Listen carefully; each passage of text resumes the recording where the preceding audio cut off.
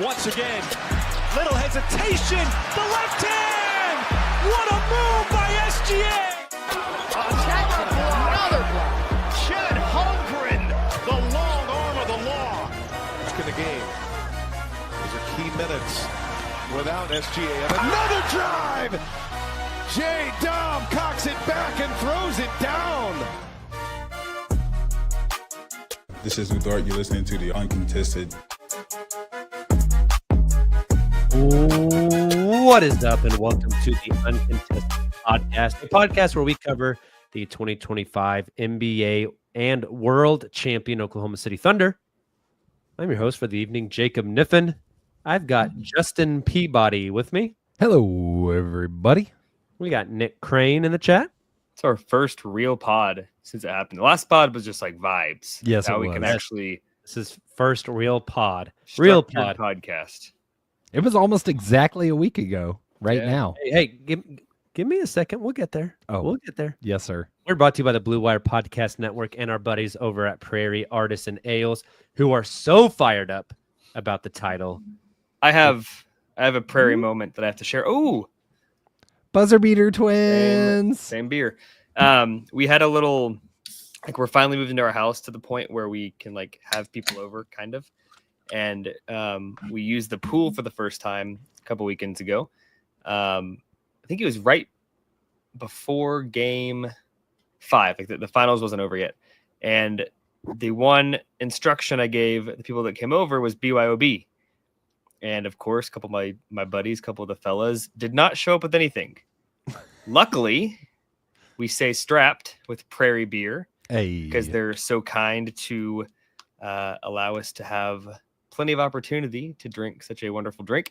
And it became a pool party unofficially sponsored by Prairie. And so we have some new Prairie believers and Prairie drinkers Spreading the good that word. hopefully begin to start buying it regularly here in the Dallas area.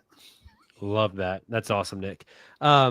Hey, speaking of shouting out Prairie, I also want to shout out Justin Peabody and his awesome merch designs. Justin, will you get that pulled up on the stream while I kind of plug you Yes. for a second so we can show everybody? Justin rocking his World Champions shirt today. Nick rocking his Uncontested hat today. I am rocking my Thunder Till I... Oh, wrong side. Don't know what I'm rocking right now. That's what she said. Rocking my Thunder Till I Die shirt. Justin has been in the lab cooking up some awesome designs. You guys should definitely go order some. We have those photos on screen here. Justin's got a few new hats. We got the World Champs shirt, the championship ring, and then You got to show the bomber, brother. The bomber. Only available for one more week, and then it's gone. So this is we teamed up with Cotton Bureau, a little out of the box, not the normal offering. They reached out and said, "Hey, the Thunder pulled this thing off. You want to get weird?" And we said, "Absolutely." So that's what you're looking at here. Show the back. Bomber jacket. One more week to get your hands on this bad boy, and then it's gone forever. Forever. This is going to be like a collector's item. So get online, order yourself a World Champions bomber jacket. Justin, it almost looks like a Letterman jacket with the O on the front for Oklahoma City. You absolutely cooked on this design. Like we said, this is a one-time order. Like, closes in 6 days. Yep. Then you're done. Then you're done. You can get these by going to cottonbureau.com and searching the Uncontested podcast. We will drop that link in the live chat here for you, and then we'll also post it in the podcast description. So if you're listening to the pod version of this, or if you're rewatching on YouTube, we'll also put it in the YouTube description. But make sure to go ahead and snag you some OKC World Championship gear, courtesy of the Uncontested, primarily courtesy of Justin. We just Via the Uncontested. yes, our role in this is Justin sends it to us, and we say, "Hell yeah, brother, print it." That's it. And They're then my favorite kind of clients. In our defense, the vast majority of businesses out there also outsource to people that are way better than them at making this Oh, stuff. for sure. And they still take credit for it. Absolutely. Unlike the vast majority of my clients that do not say "hell yeah, brother" when I send them a design. So go order Justin's stuff. Go order our stuff. That would be awesome. We would really appreciate that. Also, if you haven't already, you should join the Patreon. It's a really cool setup. We have a Discord.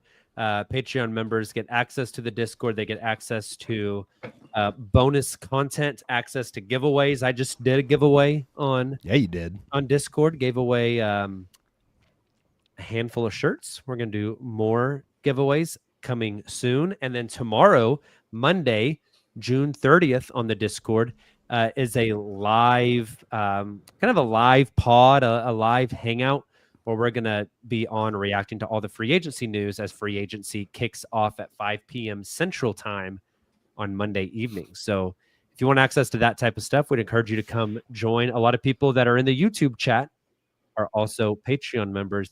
And I think they would all tell you that they all love being part of the Discord. It's a really, really cool community. I'm not just saying that. Like, it's really building a community there, and it's a lot of fun. It's been fun. If that's something you're into, I would encourage you to sign up for the Patreon. If you have any questions about that, you can feel free to holler at us. We would love to chat with you. I think that's all the plugs. Gentlemen, it is Also, Sunday. Taylor's here. So, I'm Taylor's here. Hi, I'm Taylor. here. A little late, but I'm here. Justin won the over-under. Justin put it at 9:14 and took the under. I took the over on Taylor showing up. Justin won it by about Just 3 some minutes. live betting on Justin has- Taylor's arrival. Brought to you by FanDuel and Malik gosh. Beasley. That was good, Taylor. That I'm was proud of good. you. Coming in hot. It is Sunday, June 29th, 9:15 p.m. Central Time. Meek says, feed my children and buy a bomber. By a bomber. Meek, you can buy food all the time. You can only buy a bomber Dude, for 6 more If days. you strut around New Zealand in that bomber jacket, people will be throwing food at you Yeah, we throw there money you at go. you. out of That's a good point. adoration, to be clear. It is Sunday, June 29th at 9:15 p.m. Central Time. My question for each of you is exactly 7 days ago, where were you and how were you feeling? That would have been about 6 minutes left in the fourth quarter of Game 7, just so we're all on the same page. Justin, where were you and how were you feeling 7 days ago? I was in beautiful Colorado watching the game on television, feeling lots of envy for you fellas that were in the arena. But I think that was about the time. It was probably close to the time that it was starting to set in. Like this could happen. Pacers made a little flurry, but it was looking like Oklahoma City had this thing under control. My son was outside jumping on the trampoline, and I was like, I think you should come in. And he's like, how much time is left? And I told him, and he came in and watched the end of the game. And we celebrated the night away. He ripped off his shirt and waved it over his head. We threw fireworks in the backyard and Makes played two of us, Thunderstruck. Right. And then I spent way too much money on champ merch that still hasn't arrived. So shout out Cotton Bureau. They beat the official merch in arriving to my house. But yeah, unbelievable. It feels like the longest week of my life. Like the fact that was only a week ago is insane. Nick, where were you at 7 days ago and how were you feeling? Same place as you. Different part of the arena. I was at that point probably close to making my way down to be closer to the half court festivities. Didn't really feel like real, so I don't have like a good like emotion for you because like I think we've all probably envisioned that day coming, and weirdly enough, like as many times it's been envisioned, I don't know if I like even knew what to expect. Like you see it on TV year after year, but it's just so different in person. And I don't know, it was just like one of those moments that just felt like obviously very different situation than J-Dub, who mentioned like the last few minutes like felt like out of body.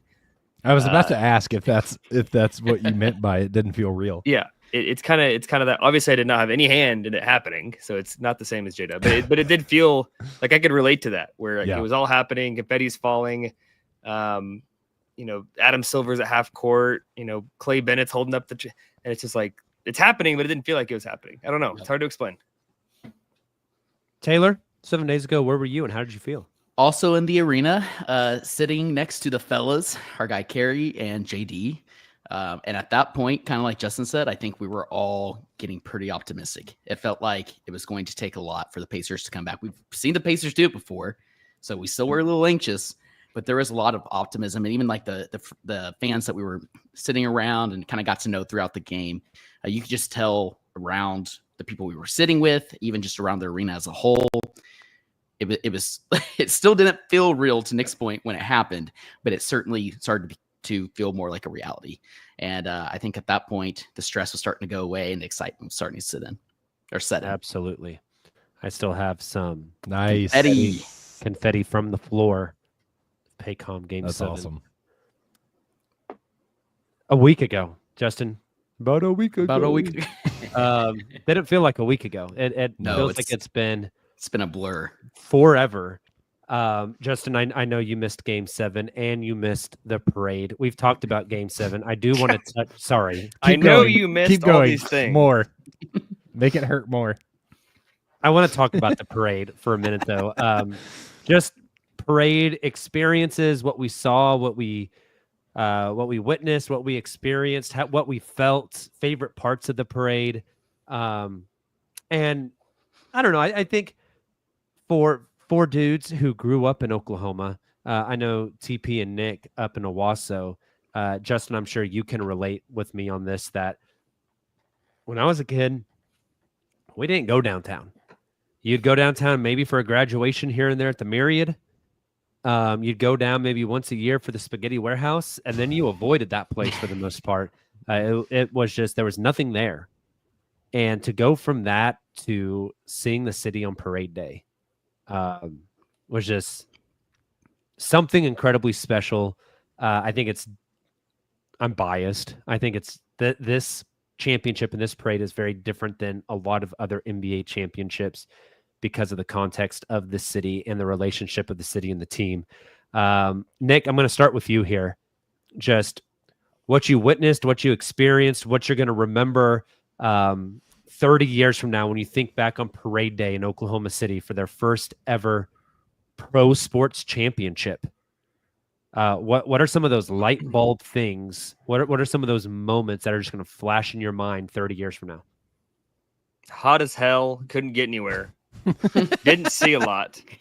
Well said. It was so hot. Going to the parade was so overrated. A boomer reviews the championship parade. Like Nick didn't. It's kind of cool. Silva ended up getting what I thought was kind of the picture of the night. Exactly 7 days ago today from the game. Nick, I thought you got the video of the day on Tuesday for the parade. Maybe talk about where you guys were in the media and just that moment that you captured, because that was pretty incredible. Yeah, especially after shout out Barstool Sports, who said it was an empty parade. Nobody was there. Nobody cared. Yeah, I left TP's house at 7:30, thinking that getting there 30 minutes before the arena thing started would be just fine. It was not. Can't confirm. I ended up parking at a buddy's apartment that his lease is still going, but he's not living there anymore. Leaving was a whole different story. They were like, "How did you get in here?" And they wouldn't let me out. But I hustled over to the arena, walked in about 9:06, got to witness, I guess, the things that stood out the most. The Aaron Wiggins speech was So like good. Like that'll be ingrained in my head more than anything, probably. After that, we went to Scissortail Park, and there was kind of a media riser. When I say I didn't see anything because the media riser was like 100 yards back from the stage that Holt and the team were eventually on, and there was like video boards behind them, and that was the end of the parade. So I never actually got to see like the bus, but like seeing the Scissortail Park like fill up live over the course of an hour and a half was pretty cool. And I'd say the last thing that I remember most, another speech, the J. Will thing, just unreal. Both of those speech moments were probably the two things I remember most of the parade for sure. I think obviously Shai Gilgeous-Alexander, MVP of the season. But when you think about the parade, Nick, I'm going to think about Aaron Wiggins. I'm going to think about Alex Caruso. And I'm going to think about J. Will. They were kind of the MVPs of the day. The way that they were, everybody was engaging with the fans, which is something Their else. transition stats were pretty nice that day. Like they were very great transition stats. The efficiency from the start point of the parade to the end was great. But yeah, hustling over to the arena. I think I finally made it to work, my work parking garage, met up with some employees or some of my coworkers, and then headed over to the arena one of the first things I saw was that Aaron Wiggins speech, which was just absolutely incredible. And then from there, it was really cool. The arena actually had like a little area that was fenced off on the corner, kind of overlooking Scissortail for people, so you didn't have to leave, and also had some room and some space. So that was really cool, getting to see the buses come by as the players got closer and closer to Scissortail. And then we made our way over to Scissortail itself. And like Nick said, couldn't really see the stage, but just being there with everybody in one spot and getting to listen to those speeches, like that for me, going back to one of the first questions you asked us, Jacob, like that's when it really started to feel real. Listening to Holt give his speech, seeing the players come out, Jay will do his thing, right? Like Shay and Dub hoisting the trophy. That's when it really started to settle in, like getting to experience that with all the Thunder fans. Also, really cool moment. And this is terrible because I don't remember their names, but I was taking a video of the entire crowd and just trying to just so I could remember it. And like maybe 5 seconds into the video I took, somebody was like, "Are you on the Uncontested?" It's like, That's yes, awesome. Yes, I am. I think you guys nailed it on what will be remembered from the parade. The other thing for me, just a handful of things that when I think about the parade in 30 years, I'm just going to say, man, I remember this. The guys not being on the bus, but instead being on the ground, walking around with the trophy, taking pictures with fans, celebrating. Like, they didn't treat it as if like, hey, look at us up on this pedestal holding this trophy for all of you peasants to look at. It was like, it was for the city. This is ours, man. Like the backs of the shirts, one for the city, like it was real. Like I don't watch many championship parades because my team hasn't been in them. But I don't know how many are down on the ground in the heat, walking around so everybody can touch. At one point, I thought Shay was just about to crowd surf the Larry With the trophy. Well, not even him. Just hand the Larry O.B. over to the crowd and let them crowd surf it all the way to Scissortail Park. I mean, so spot on.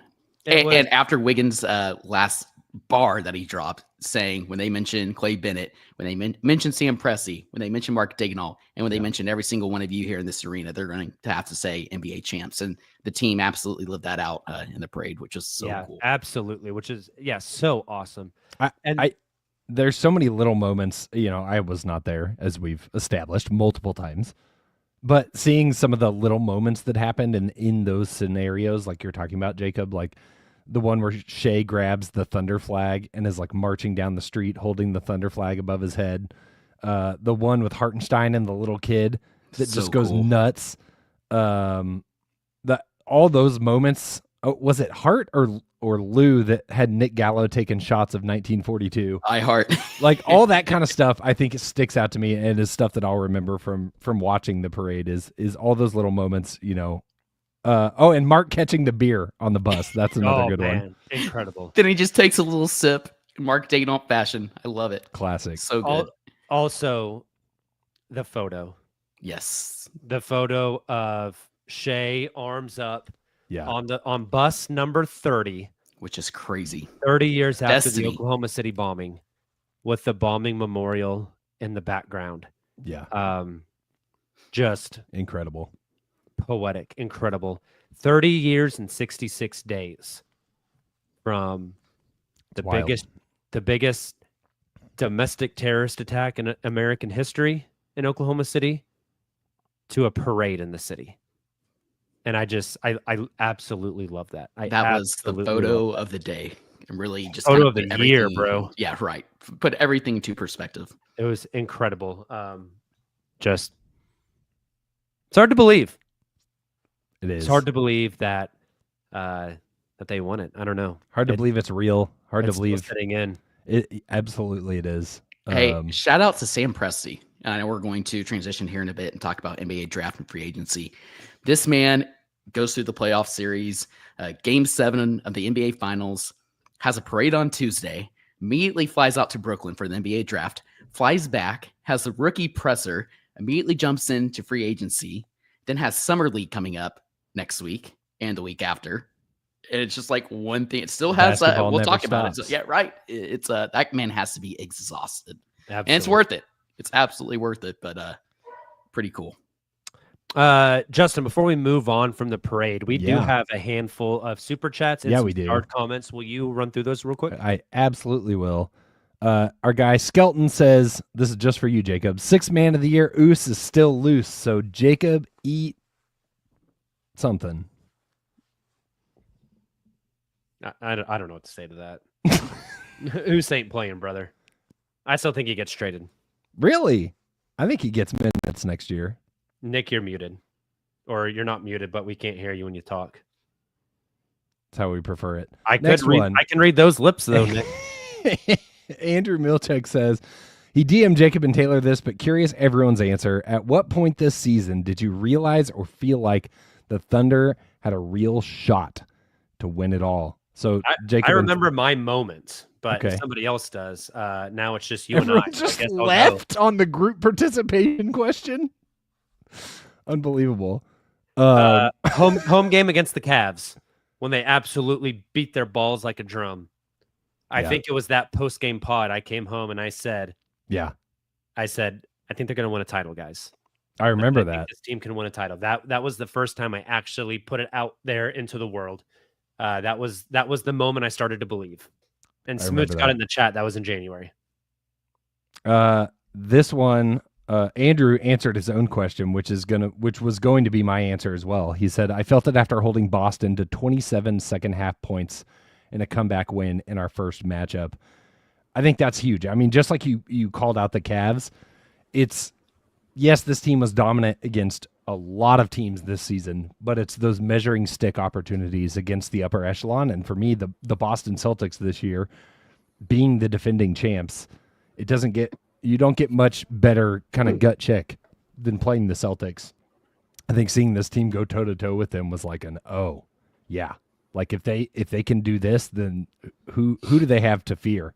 Yeah. Nick? Your moment. Is it moment I thought they could win it or moment What was the moment this season where you realized the Thunder had a real shot to win it all? a real shot? I mean, I don't know. Christmas? Like a real shot. I would say it would be a different answer if it was like actually thought they would win it. Well, when was that? About 2 minutes left in the fourth a week ago. No, like I probably a couple times, like entering the playoffs, I felt really good. And I think just like the team itself got humbled a little bit in the Denver series. But once they won game 7 and like we saw that growth and it was a big J-Dub game and like you could see the dominance at home, I was like, oh, it's over. Obviously, then going 7 in the finals, and there's a lot that happened after that game. But after they won game 7, I felt really, really good that it was over. Taylor, when was your moment? I think looking back to the regular season, like that stretch over the holidays where they played the Knicks in that crazy game, and Aaron Wiggins comes in the fourth and just played incredible. Then a couple days later, they play the Celtics. You guys already mentioned that. To win both of those games in the fashion that they did, which is really impressive. And I think at that point, this is off the top of my head, I think they had gotten to like 14 straight wins. I can't remember what that streak ended up going to, but it was at that point that it was like, okay, this is a real contender. We It was didn't like 18 months ago. Yeah, it's crazy. It feels like a whole other like it feels like last NBA season. seasons are long, man. And the playoffs are even longer. As we like, Really? I was thinking back to the Memphis series. That feels like Yeah. like It's 2.5 months ago, brother. crazy. That Knicks game. Just a random thought, but do you remember the Dub chase down block in that Knicks game in the fourth quarter? No. Nobody Honestly, recalls no. that sticks out in my head like so strongly. Is that the one you were at? I was not at that one. Okay. That Remember Was there that the was home Carey, I game think. against the Knicks? Was that New Year's Eve? No, that wasn't New Year's Eve. No, Timberwolves was New Year's Eve, I think. Shea had a block in the fourth quarter of the Celtics game. Yeah, Dub had a crazy chase down block in that Knicks game. If someone in the chat finds it, wants to drop the link, that'd be cool. Other supers, Justin. We got one, a big one from our guy Josh White in Canadian dollars, who says, gratitude from one of your Canadian listeners. Thanks for making following this team even more enjoyable. Thank you, Josh. That is incredibly generous. And we've been getting lots of comments like this lately that Jacob said it earlier about the Patreon, but I'll echo it to everybody. Everyone that tunes in, interacts, hangs out with us, makes it so much more fun. It's fun to talk about this stuff with each other, but it's really fun to interact with everybody on the stream. So we appreciate you all. We also have a very special shout out, our boy Dave, who says, I just realized it's still my birthday in U.S. time zone. Dave. We might have 2 of these trophies next birthday, knock on wood. Happy birthday, Dave. Happy birthday, Dave. Dave has an uncontested hoodie headed his way. Yeah, he does. Nice. Love Yes, it. he does. Last but not least, right now we've got our guy, Alan, who says, I'm so happy we won. The rest of the vacation week would have sucked. This team is just getting better and better. Love the picks we made at the draft. Hey, Alan's got a great segue. Look at that. Great to the segue. draft. But before we go talk about the draft, let's play some Prairie Trivia. Yes. Prairie Trivia brought to you by Prairie Artisan Ales, who, as always, launched some new beers on Friday. They don't call it New Beer Friday for nothing. This week, they had a very special Championship High Hazy IPA, aptly named. So if you're looking for an IPA with Galaxy Citra and HBC 638 hops, pick up an IPA for champions. They also have Neon Lips, which is a sour made with Airhead Extreme Rainbow Berry Candy.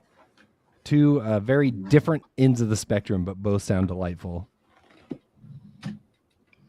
Well, the Thunder fun won a pod news. championship, and guess who still doesn't have his whiteboard? Unbelievable. This guy. Some fun pod news, live on the pod. This is why you should join the Patreon live free agency hangout tomorrow. DeAndre Ayton is getting his contract bought out. Can't even get traded. Has to get Can a you buyout. say Lakers, brother? No. Lakers? Good luck with that. Yeah. Nick, I think you are spot on. I believe Justin has some trivia questions. I also have some do. trivia questions. And we don't have a Nick who doesn't want to play trivia because We, he is a we do have quitter. a Nick that does not have a marker, so Nick is going to go find a Taylor marker. style. Cut your finger and write in blood, buddy. How bad do you want it? That's what she said. Nick doesn't want to show his thighs on camera. That's all it is. I'd look at him. I made a face earlier because Nick was doing something and he was off stage, but he tilted his camera way down, and I got a nice close up of the thigh. I don't think anyone else noticed that except for me. Do you All like right. Justin, I'm going to start us off. This one's from okay. Colin in the Discord. Shout out, Colin. He says, "Who was the Thunder's first trade partner after moving to Oklahoma City? Oh, First trade partner in the OKC era. The Thunder traded with who? I have literally no idea. Gosh, yeah, it's tough. This is a fun one. Write That something is a fun down. one. All right, let's see them, boys. I said Celtics. Nick, what do you got? I thought about Magic. I guess my camera's inverted today for some reason. That You look says normal to magic, but us. it's backwards. You look That's normal yeah. to us. That's Oh, what mine really? does too. Mine does the same thing. That's funky. I was thinking somebody on the West Coast for some reason, so I just wrote down Portland because DeAndre Ayton just got bought out. The correct answer: on August 11th, 2008, the Oklahoma City Thunder traded with the Charlotte Bobcats. Sure, why not? Ooh. The Thunder traded a 2009 second-round draft pick to the Bobcats to receive a player. Any guess on who that player is? Chris Wilcox. No, good guess. It was a guard. I was high on him back in 2008. He did not pan out. Oh man, I got nothing. No. wasn't Eric Maynor? Mickey Red. He was drafted, right? Last name starts with a W. Oh, Watson. Earl Watson. Not Earl Watson. This was a young guy. No idea. Yeah, Nick, Livingston? You want to throw out a name? No, I don't. was that Livingston pre-injury? Starts Last with a name starts W. with a W, yeah. brother. Taylor. Before he got injured, he went Sean by Wi- Wesley. Sean Wivingston. Livingston. Son Livingston. Kyle Weaver, baby. Oh, okay. Yeah, Huh. that's a good. Mickey Red That's a Bottom. good pull. Smoot sent a few over. Question 1. Since moving to OKC, how many of the Thunder's playoff series have gone to a Game 7? How many series have gone Game 7 in the OKC? I got to factor in the finals. I know. Your number should be more than 2, boys. That's good. Thanks for the hint. Oh, Nick we and all I went both. We all said 7. sevens. The answer is 6. Ah, dang it. That's what I wrote down first, and I erased it. Sure. I did. Next one from Smoot. What's their record in those 6 Game 7s? What's their record in those 6 Game 7s? The wins should be more than 2. Thanks for that.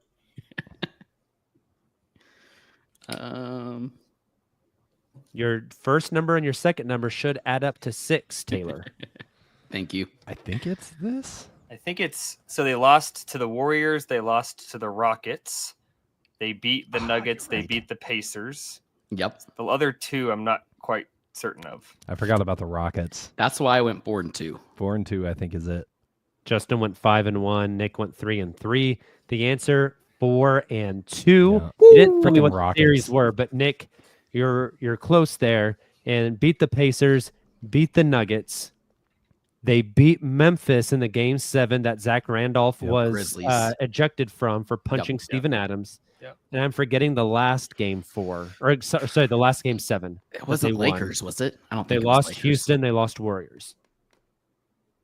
Did I'm they have struggling to 2? remember. Did they have 2 against Memphis? It wouldn't surprise me. Those Memphis series were quite literally like rock fights.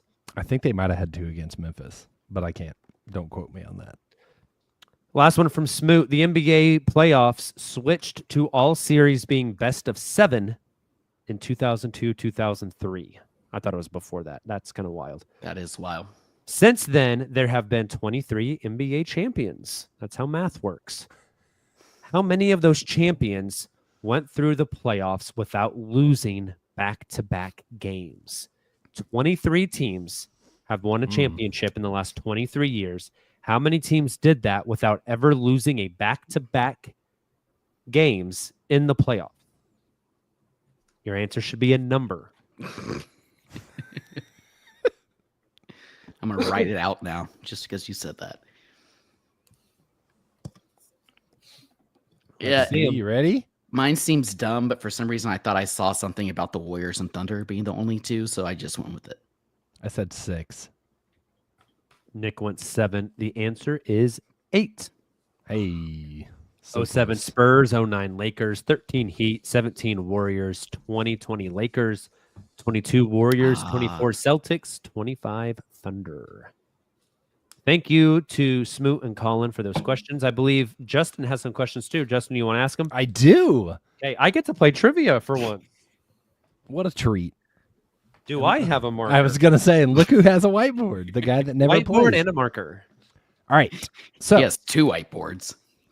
One of them's Oklahoma mine. City became the second youngest team to win an NBA title, behind only the 1976-77 Trailblazers. As we Dang it, all I knew that one. heard that stat a million times. That's why I didn't. That was not one of the questions because I know we all know that. However, do you know what Portland's record was in that season Out of 82? out of 82? Ooh.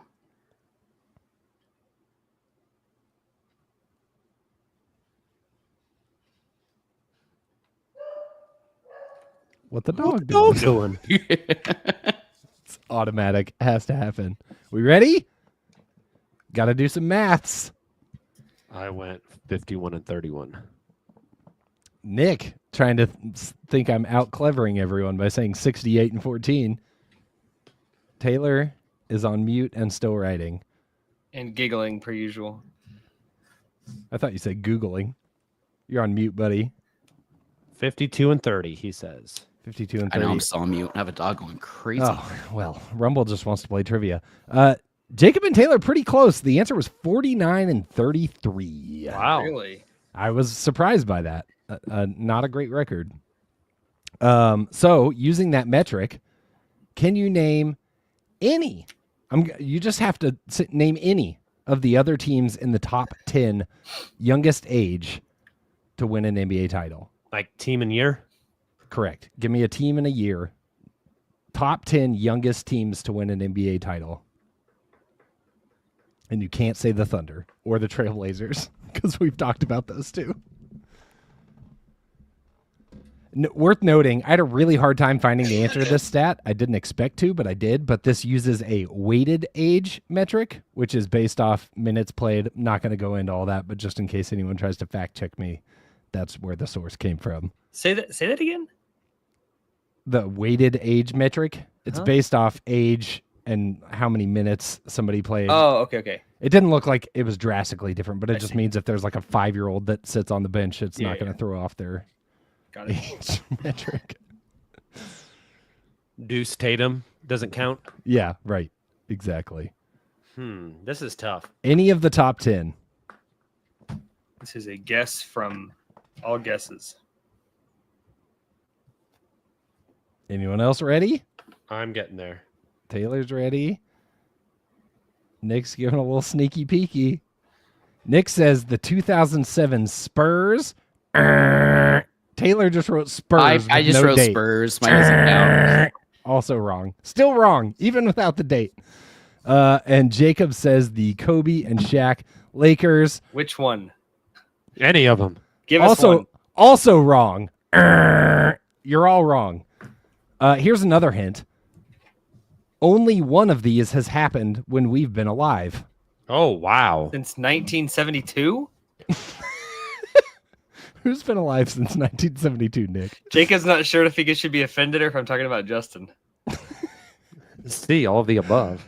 No guesses? I thought for sure you'd get one. The 2014-15 Warriors. I felt like that was the only easy one in the list. Okay. That's They good. had an average. No, actually, I'm not going to answer that. But they were number 8. I guess now 9 because the Thunder bumped them down. Okay. The other teams on the list, the 1956 Philadelphia Warriors. I literally wrote that down. Yeah, I bet. The 1980 Los Angeles Lakers, Showtime Lakers. The Magic won it rookie year, right? Yeah, right. The 1955 Syracuse Nationals. The 1952 Minneapolis Lakers. The 1971 Bucks. 1975 Warriors, and the 1953 Minneapolis Lakers. Wow. So that, I think, illustrates, one, how long and how rare it is for this feat to happen. But two, I think, wild that most of those are in the 50s. The 50s and the 70s, like, a lot has changed since then. The average age in the 90s was, like, pushing 29, something like that. All right, last question. The Thunder's average age, according to this metric, was 24.8. In the last decade, so giving us a more friendly time range for this question, what is the next lowest age title-winning team, and what was their average age? And you can't use the Warriors because technically, I guess that's 10, but that's 11 seasons ago. Anyway, carry on.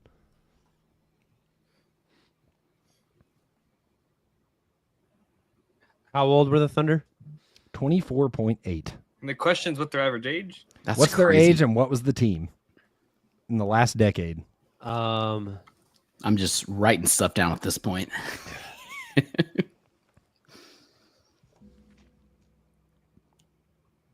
Taylor Kitchen strays in the chat. Nick Jordan saying, you think since Taylor's the stat guy, he'd get more right. Look, these are tough. These are tough. I'm just writing numbers down, bro. Me too. All right, Jacob says Mine's definitely wrong. Boston in 2024. I cannot see what the age is. 28.8. Nick says 24.8. He's got like arrows. Does that say the 2014 Spurs? Yes. Also known as not within the last decade. Next. Oh, I thought I said they had to be in the last decade. We are really it had to be in the last decade. And Really then Taylor also said Boston, I think. Yep. 30, and 30.4 age. I don't know. Al Horford was kind of the old, average right? age, 26.6. The team that surprised me very much, the 2023 Denver Nuggets. Oh, That is surprising. Nice. I did not Makes sense, remember, like, if you had listed off the 10 teams that won the last 10 championships, I wouldn't have picked the Nuggets out of that list. Yeah. MPJ was super young. Yeah, Yeah. he was. Nice. Bones Highland got some time. I think. Bones. Bones. Yeah, he did. Bones got some burn. Okay. I can see it. That concludes Prairie Trivia. I want everyone to know that I'm getting better at keeping the intrusive thoughts to myself. That's growth. That's growth. That's growth. We're all growing. I'm struggling over here, man. Championship has changed us. You said MPJ was young. She M on my P till we J. We're gonna take a break. We'll be right back. And we are back. So much for growth. Hey. So much for growth. It is time to talk about the NBA draft, which is crazy because past years we did like 5 mock drafts. We accounted for like half of all Tankathon website clicks in the year. This year, forgot about the draft. Went to a parade. The next day, I was like, oh no, there's a draft. Champagne problems. Let me tell you about somebody who did not forget about the draft, and that is our own Nick Crane, who has been studying these draft prospects since they were children. That's true. They were under 18 when you were like watching film of these Probably guys. True. It's true. Thunder come away from the draft with 2 players in a trade. They traded pick number 24 to the Sacramento Kings for a future protected San Antonio Spurs pick. Too bad they did not trade with the New Orleans Pelicans, who give away unprotected picks like they are candy. But Nick, the Thunder did at pick 15 take Thomas Sorber from the University of Georgetown, a big man with freakishly long arms and is just a massive human being. Nick, for the folks like me who are too focused on the playoffs and not the draft, give us your Thomas Sorber breakdown, how he plays, what type of role you think he'll play this next season with the Thunder, and ultimately what a comp for him is that you think is his likely outcome. It's a lot. He, I guess, like entering college, Georgetown, he was a pretty high recruit, but like, I don't know if anybody would have tagged him as a one and done. Very, very, very, very quickly, he started to prove that maybe he could be a one and done. In fact, Taylor and I had a podcast in November, and we talked about him as a guy that may be a surprise. I was bringing up Derek Queen and Maluach of Duke, and then Nick told me, hey, there's a center for Georgetown you need to look up. He's playing really well right now. So I go and I pull him up, and I start to follow him. I'm like, this guy, he's really impressive. I could see why he would fit this Thunder system, and then he gets hurt. Yep. He Georgetown was not a good team. They haven't been a good team for a long time. But like, he was probably their most impactful player on both ends as a young freshman player. Stylistically, like, he's not really the modern big that everybody like covets. He's not a Chet by any stretch of the imagination. He's 260 pounds, right? Yeah, he's a big boy. He's not a 7-footer, but his wingspan sure makes up for it. Which there's a lot of people that were saying like, he's only 6'10" barefoot. Is he tall enough to be center? I'd argue that like wingspan and standing reach is probably more important than height. Like, you don't block shots with your head. You block shots with your arms up in the air. You deflect passes and get in passing lanes with your length.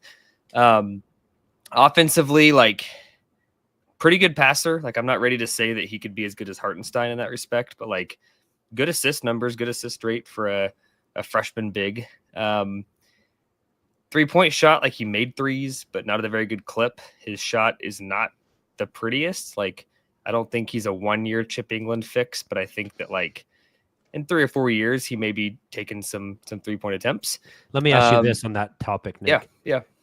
Jay Will, also not a 3-point shooter in college, has really proven to be able to shoot the ball in the league. Do you think there is a Jay Will-esque transformation of the jump shot for this kid? I would say I bought Jay Will's jumper a lot more than I buy Sorber's currently. Okay.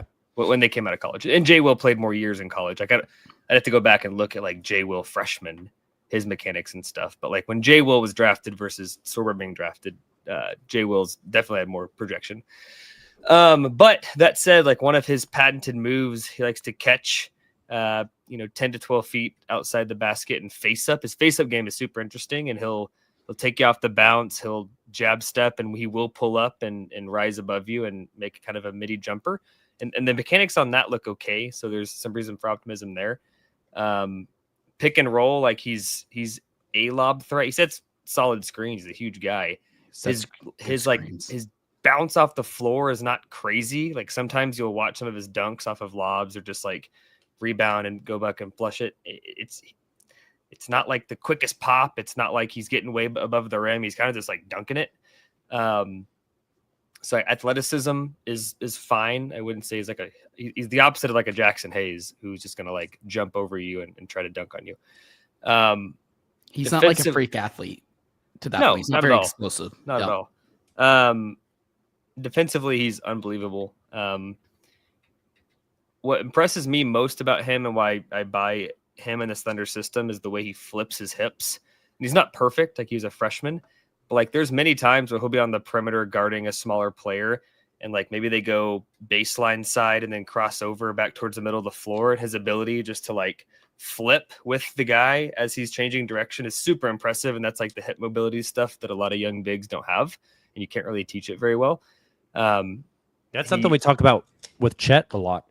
Yeah. Is the hip flip. The hip flip. Yeah. And he's not Chet in space by any stretch, but he can when needed.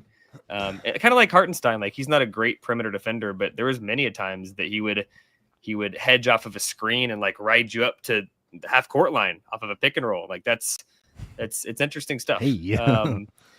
I think that like his ability to read passing lanes and use his length, if you watch him play, like there's plenty of times where like somebody on the opposing team that he's not guarding will like back cut, and Sorber's able to like read that and jump the passing lane and steal the ball or deflect it. I think your last question was like fit and roll this season. I think he'll get developmental minutes just like Topic will. The guys are going to have to play to get reps, and this team's going to be good enough that you can give guys plenty of reps and explore and do all that kind of stuff. We've seen crazier things like J-Dub. We didn't think was going to be like a huge, even though the team was not great back then. We didn't think he was going to be like a primary piece necessarily year one. And he was. So like, not to say that Sorber can't be a rotation guy, but I do think that like the goal for him, the developmental plan for him is going to be when Hartenstein's no longer here, we need you to be ready to play 25 minutes at the NBA level. In between now and then, like make mistakes, figure it out, get better, get quicker, learn the pace of the game, learn from these vets and get there. But I don't think he's going to be expected to play a huge role in year one. 3 years from now, Nick, if this kid, like, I think for any player, you could say if they reach 100% of their outcome, then they're an all NBA player, right? Like they're all super talented.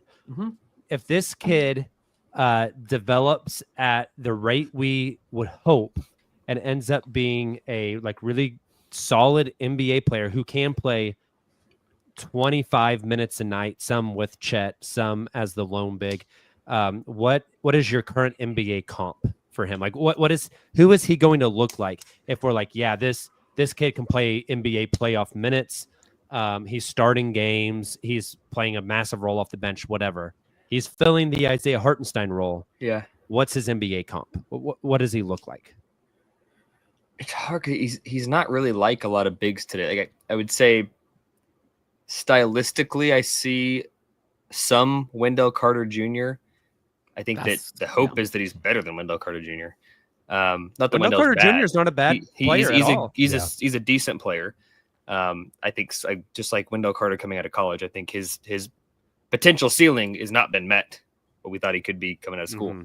I think that like in 3 to 4 years, not maybe perfect stylistically, but like the impact he makes and like where he sits in the NBA center pecking order is like Clint Capella when he was like a really good center and was a shot blocker. And like, he never was a big time scorer, but I think Sorber could give you 14 and 12 in year 4.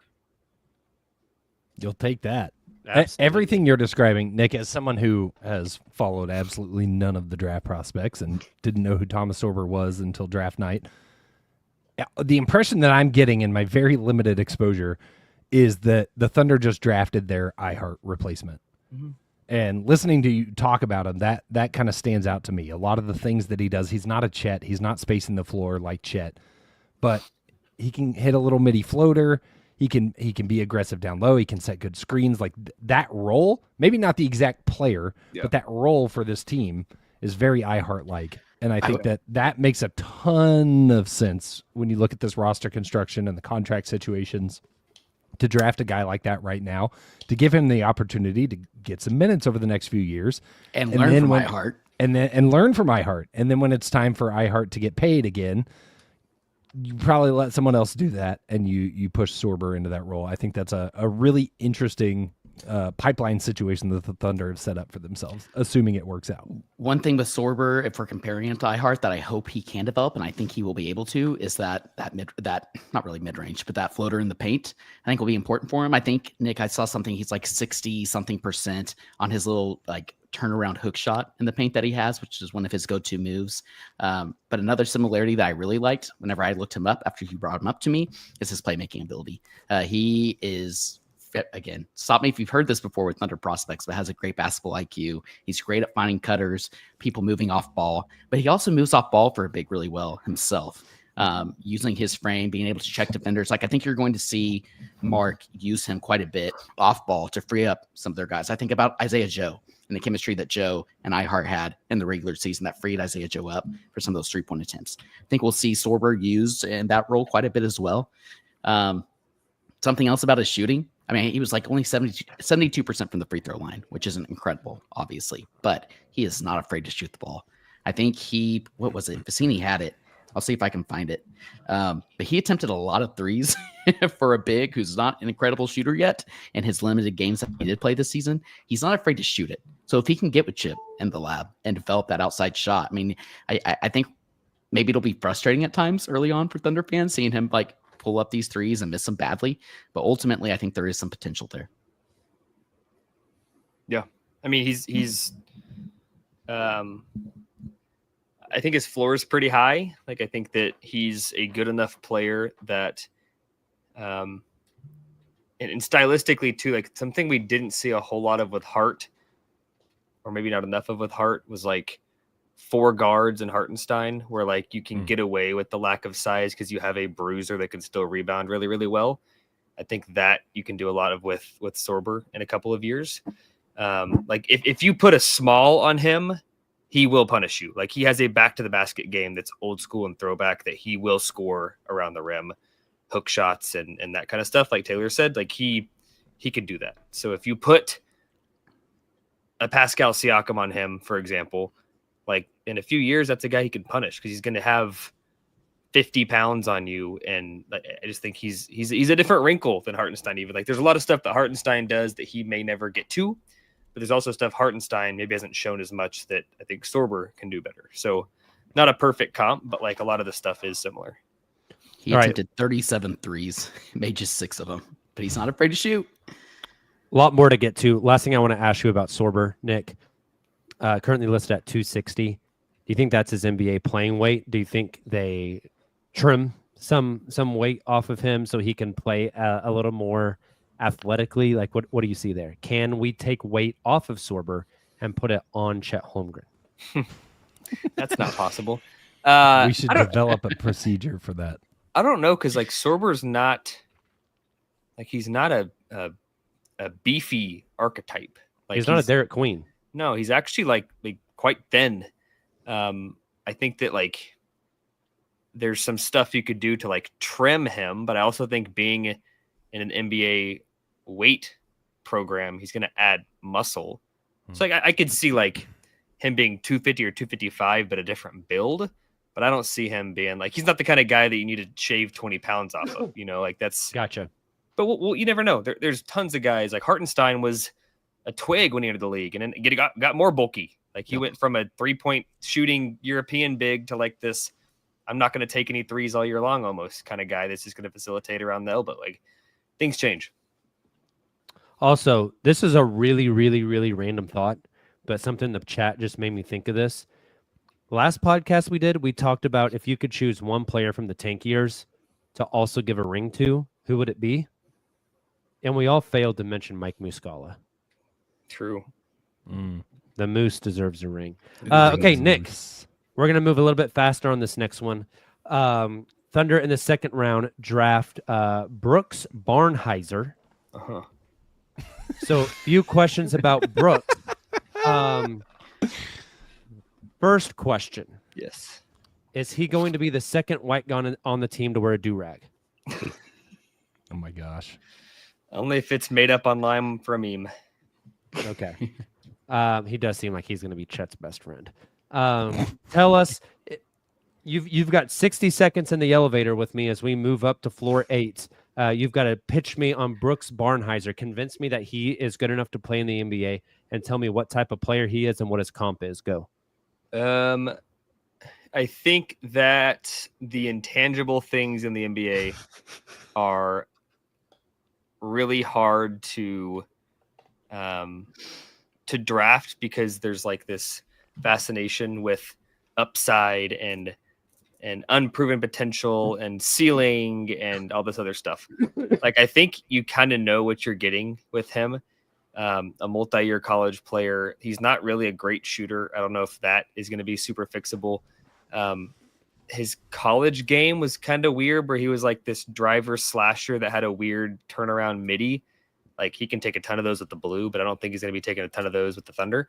But what you can hang your hat on, and there's been tons of guys like this in the league, and they always become fan favorites. I think of like the Jose Alvarados or the Alex Carusos or the don't you ever put those two in the same category ever again. I'm not saying they're the same player. Let me get to my It's point. TJ McConnell's. Or you're TJ McConnell, or even like Jalen Clark, who was great at Nick UCLA. Collison? Huh? A Nick Collison? Right. So those kind of players that, like, the plays they make fire up the crowd, and it's because you've dove on the floor and broken your nose, or you needed to be a garbage kind of guy that goes in and gets the offensive rebound and the big, like, that's the kind of stuff he does. Like, his ceiling is like, you kind of know what it is. I don't even know if he'll actually ever end up being a real NBA player, but this was a move that Sam Presti and co said, instead of taking like a 18-year-old European that we can draft and stash, or like some guy that is going to be a project in the G League, he said, let's take a guy that if we throw him on an NBA floor, he may have 1 point and 3 rebounds and 2 steals, but he's a plus 16 in 4 minutes. Like, that's the kind of guy ultimately he could be. But there's not much more to his game, and that's not a disrespectful thing. It's just like he's made it this far because of his grit, toughness, and effort. That's he's a dog. yeah. Carl He's a Green dog. says he's scrappy. He blocked 1.1 shots per game last season. Also had 2.3 steals per game. Like, he's just somebody that, to your point about Caruso, he is that kind of defender, I think, Nick, who throws himself in the passing lane, is able to read that end of the floor at a very high level. And it's very disruptive and physical, which I like about him. I don't think he'll ever be Caruso. I don't think he has the like. He doesn't have very few people do. Yeah. He doesn't have a lot of the Only one natural Alex Caruso, instincts that Caruso has, but like Maybe two. effort wise, it's for sure there, and like not afraid of anything. He's also a coach's kid. Yeah. Which, it kind of checks out when you watch him and the way he plays.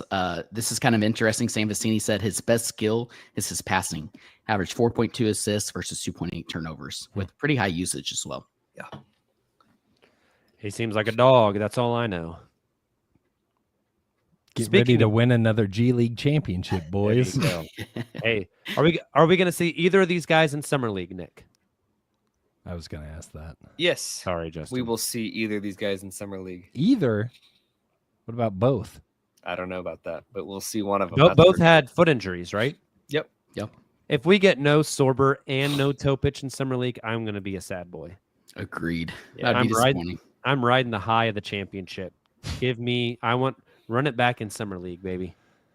Oh, man. I think you'll get AJ. I think so too. Speaking of AJ, what a great segue, Nick. It's Heyo. That.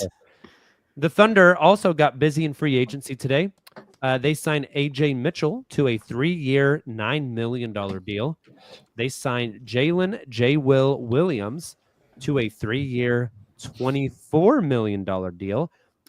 Strictly in that contract, it says this contract has been granted to Jalen Williams for saying, they said we too young. They said Oklahoma didn't deserve a team. But guess what? We're the fucking champs. It's the Immediately. worst Great J-Lo voice I've impersonation. ever. Yeah, no I know, kidding. but they gave him $24 million for it. So Earned every penny. heck of a deal, man. To Yeah. lock both of those guys up. So my question for you all: the roster is now at 15. Besides extending the big three, does anything else happen this free agency period for the Oklahoma City Thunder? Any trades? Any guys getting moved? Any guys getting cut? Et cetera, et cetera. Does anything else happen this free agency period? I don't think that they're closing their doors or turning off their phones. I don't think they're doing a whole lot of proactive reaching out. There's always going to be some level of reaching out. I mean, the Lakers would have never gotten Luka if they had not reached out. Like you assume that kind of guy is not available, and all of a sudden it's like, yeah, we'll trade Luka. So I'm sure that there's some level of just like touching base with teams, and teams will call. But I think that given these moves put them like on the cusp of being in the tax, but not quite. Like the math is kind of mathing. The only move I could see is something with Oos. I think it would have to be kind of a mutual. I think they're probably fine taking Oos into this season, but if Oos were to come to Sam and say like, "Hey, Dylan's going to DC, he's going to get a chance to shine," I kind of like the same opportunity. I think Sam would probably make a similar deal, not probably expect much in return. And but the thing with Oos is, if you get to this time next year, you can't trade him, and it's sign him or let him walk for nothing. Yeah, And the Thunder that's a just good point. don't do that. yeah, Maybe they go into the season with Ousmane Dieng. I don't think they get out of the February trade deadline. no, it's the Hamidou Diallo type deal at the deadline where you just take a second and you move on. That's one thing that I like the Thunder have done constructing these contracts is, to your point, Jacob, I think you have salaries now that heading into February, if you need to improve the team or God forbid there's an injury, you have the means of doing so. I was trying to think. It also, to your point, Nick, like coming up. First of all, they make the strategic move to move Dylan Jones. They attach a 2nd round pick to do so, to send him to our farm team in DC to get some additional burn. And then they sign J. Will and AJ to these extensions coming right up against that tax line. I think that kind of shows you where they're at. I really don't see too many more moves coming, I don't think.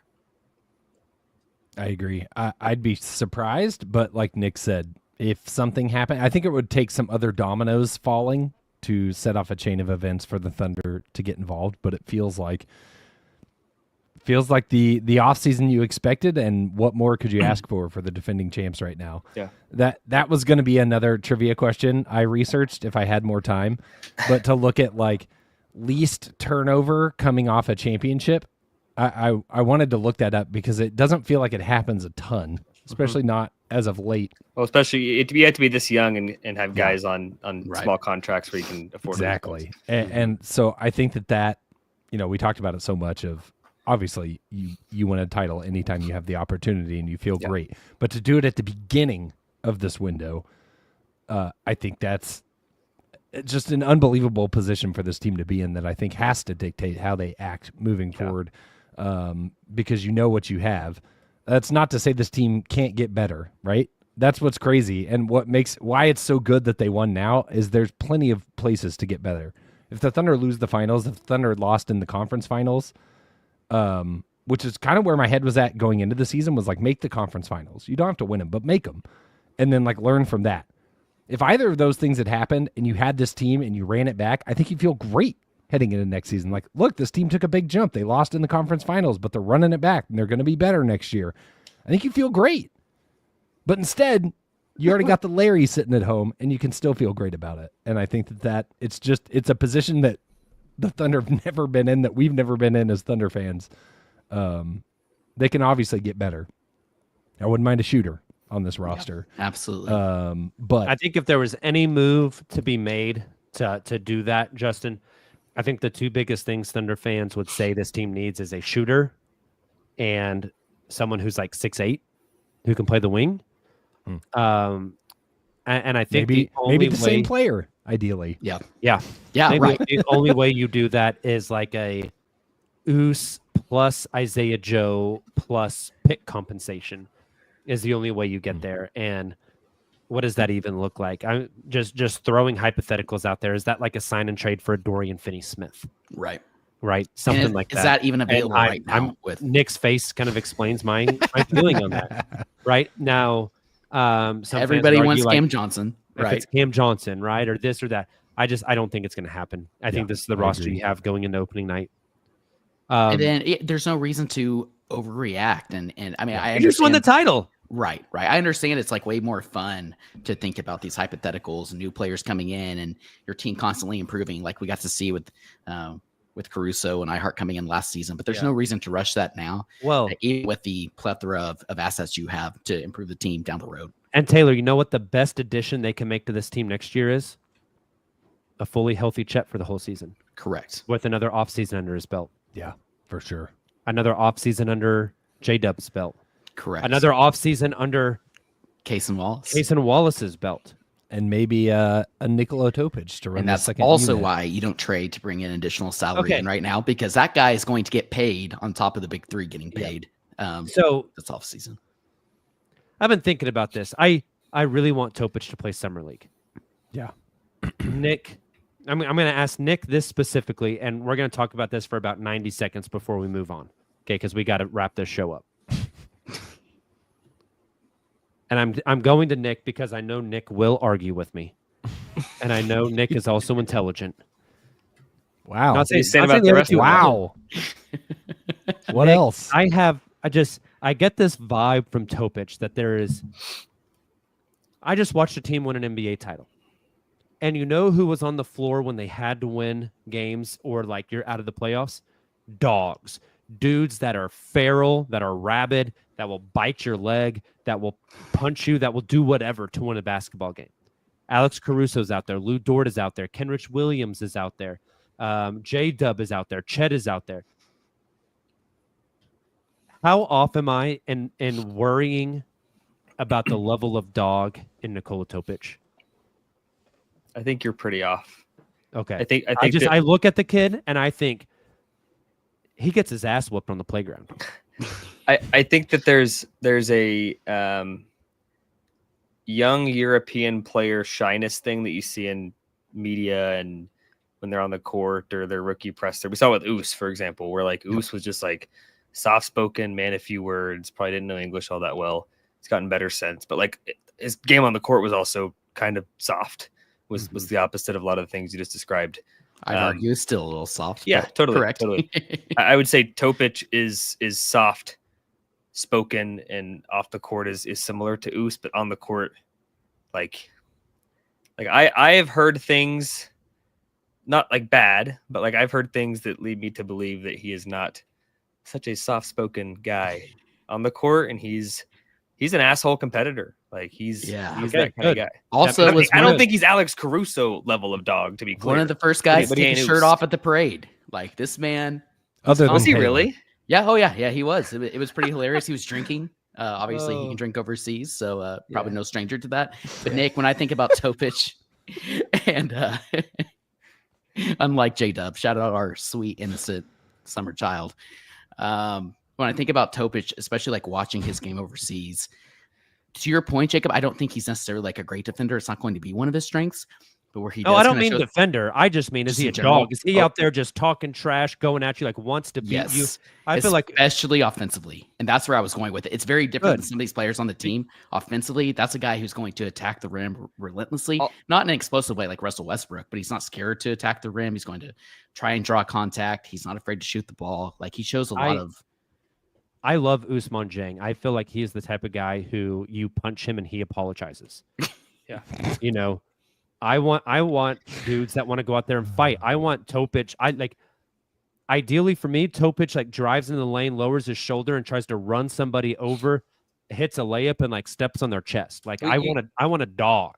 You know the guy in the gym that like maybe he's like a former D2 basketball player and he comes in there and he just like wrecks everybody and he like lets you know that he's the best guy there and he kind of walks around with a different kind of strut.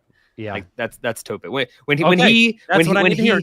he dimes somebody or crosses them over, they're gonna know about it. Like it's not just gonna be like a nice guy thing. Good. Okay. Nick, you have a little free agency game for us as we get out of here tonight. I do. I've got a list. We got to go kind of rapid fire. We're already at an hour 11. I've got a list of free agents. Hopefully none of them have been since reportedly signed since we started the Pogs. I have not been keeping track of Twitter. And we're just going to go rapid fire. Where you think this guy will land? We don't need a bunch of analysis on why he fits or whatever. Just let's just talk about where you think they're going to land. We'll start with Taylor's favorite player, Malik Beasley. Where does he end up? Azkaban. Do you think he plays basketball next year? Yes. Oh, Ooh, man, I don't know. I really don't know. Shanghai Sharks, oh baby. my God. Jesus. Okay, moving Probably on to a legal, real one. though. Real one. Not too early. Miles Turner. These are all unrestricted names. I'm starting with first. Indiana. He's I back think in he Indy. stays. Yes. After the finals run, he's back in Indy, although he was garbage in the finals. Nah. Give me. I'm torn between Pistons and Hawks. Give me the Pistons. That would be a really fun fit, Taylor. Yeah, I like yeah. that a lot. Now they got that Malik Beasley money freeing up. And then I also have don't- to trade. I don't think he's back in Minnesota. Give me Nah to.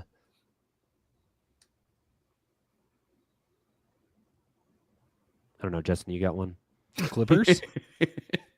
Clippers is interesting. Clippers. Yeah, they're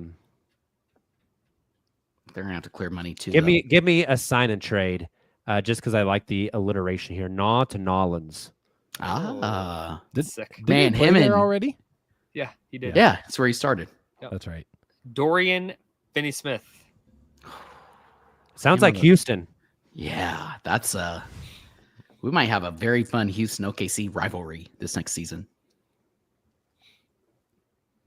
Bunch of geriatrics down there in Houston. What about Chicago? I think Be they're very Chicago. finally way too late, but I think they're finally pivoting. Sounds like Vooch could be traded potentially for a sign and trade with Jonathan Kuminga, but I'll save that for next exercise here. I think they're finally making the right moves and trying to get younger. Okay. The guy I talked about earlier, Clint Capella. I mean, I would have said Lakers, but I'm going Lakers. with the Ayton buyout, yeah, I'll stick with Lakers. Shanghai Sharks. Dennis Utah Jazz, so they can just run out like multiple 5-man lineups of all centers. Jazz are drunk. Dennis Schroeder. Sacramento Kings. That's a good one. I think I agree with that. That's based off until I've read. I'll pretend to come up with that one. Toronto Raptors. That's fun. He's been there. Shooter's been like on every team in the league, bro. Also true. Journeyman. D'Lo, anybody think not Mavericks, or is Mavericks the consensus? Mavs. It makes a lot of sense. Seems like that one's done. A lot of these guys are former Thunders. Ty Jerome. Heyo. Dog. I saw Memphis Grizzlies, and that was A lot of people interesting. want Ty back in Oklahoma City. Let me tell you something. If Isaiah Joe can't play playoff minutes because of the defensive liabilities, Ty is not. Yep. Ty was getting cooked. I love Ty Jerome. Memphis know. Grizzlies is an interesting one. For Ty Jerome, I don't know how you guys are going to feel about this. Hallie out all season. Give me Indiana. Oh, that's a great fit. In division rival. Great fit if they can Right. pay him. That is interesting. I like it. Another former Thunder, Chris Paul. Somewhere in California. Yeah. Feels like the that's only what he thing wants. I've really have seen. Well, Clippers have considered it apparently. The Hornets considered it, but it doesn't seem like CP3 is very interested in that. But apparently, there is a mutual interest for a reunion in Phoenix, according to Jake Fisher and That would Mark make Stein. sense. So Yeah, that would make sense. The name that I feel like nobody's talking about, but I think we'll look back as one of the most impactful free agent signings of the summer, Bruce Brown. Ooh, I forgot about Bruce Brown. Denver Nuggets. He was great there. Yep, And I was think he great wants there. to be back. I like that. Okay. Easy enough. Here's a fun one to throw in. Bull. What's the Nigerian version of the Shanghai Sharks? Jesus. It's gonna play in like the African League, it's like the Turkish. You know what's going to happen? I'm going to say it now. Bull is going to be a Laker, and Oh, Lakers God. fans Are he is going going to crazy. take over Bleacher Report. Justin. That's what's going to happen. That's I good. hate that you're right.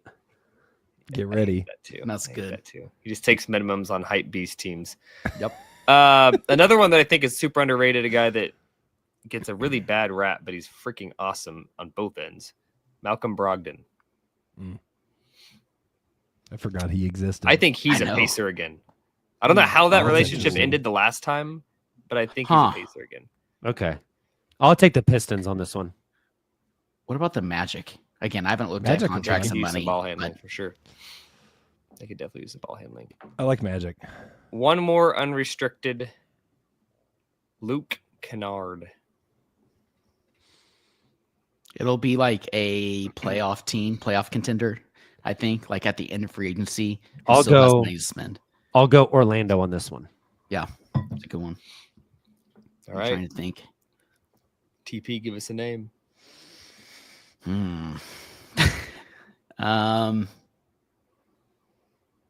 Gosh, I don't know. Like every team I keep thinking of, like the Texas, maybe the Spurs at the end of the Yeah, offseason, something shooting. like that. Yeah. That's it.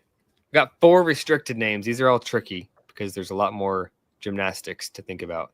Oh, I can't. I know you're so excited to talk about Cam Thomas. I know you're so excited. Well, he's on the list. Number 1, Quentin Grimes, who reportedly wants $25 million a year.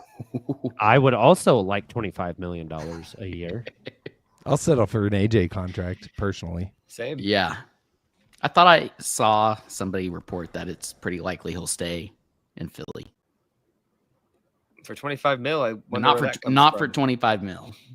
Nobody's paying him that. Give me the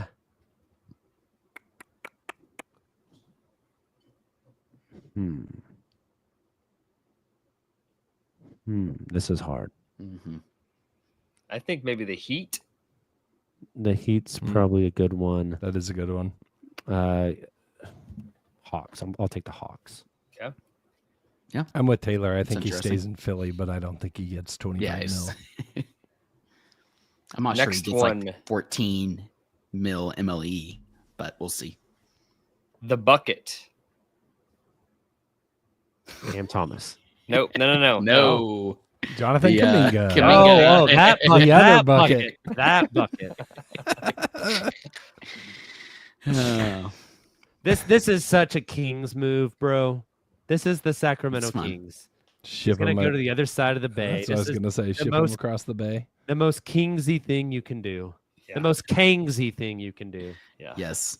I'm torn between the Heat and the Bulls. I think it'll be one of those two teams, but obviously a lot of interest there with the Heat. There's Ooh. talk about Taylor, Andrew give me Wiggins a being traded. Give me a sign and trade. Yeah, Jonathan Wiggins and Kuminga. Kuminga. No, not Wiggins and Kuminga. Kuminga and the Williams kid in Chicago that we all fantasized Pat? about. Oh, Pat Williams. Pat Williams.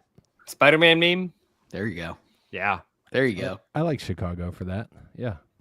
All right. Next is the other Then bucket. the what's the joke now?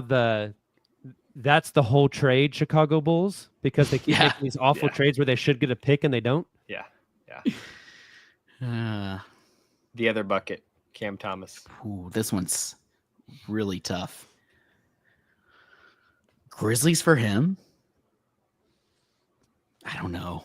He and Jaw were fist Um, fight over the basketball. Yeah, that's true. I think the Nets are probably willing to match Yeah. to a level that like no other team is just going to give him a bag. I don't think. Give me Utah Jazz. Oh God, More guards. another more ball dominant guard. Yes. Gross. Got to stay on brand, baby. White bigs and ball dominant guards is all their whole entire team is. Absolutely. They have like 6 white bigs. Yeah.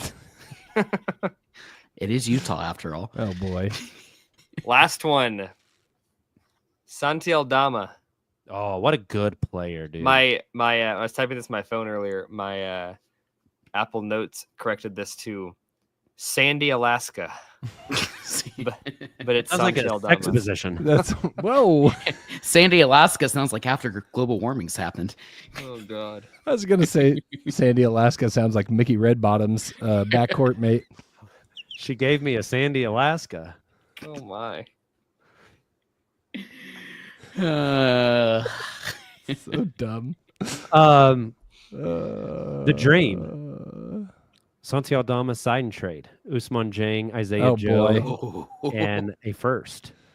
Oh, He's boy. freaking good. Like Yeah. there's like people in our chat right And now he's saying you're the gonna right trade size. Us and Joe for him. He's good. He's a good sized player. He's like 6'9", 6'10". Yeah. Like Yeah.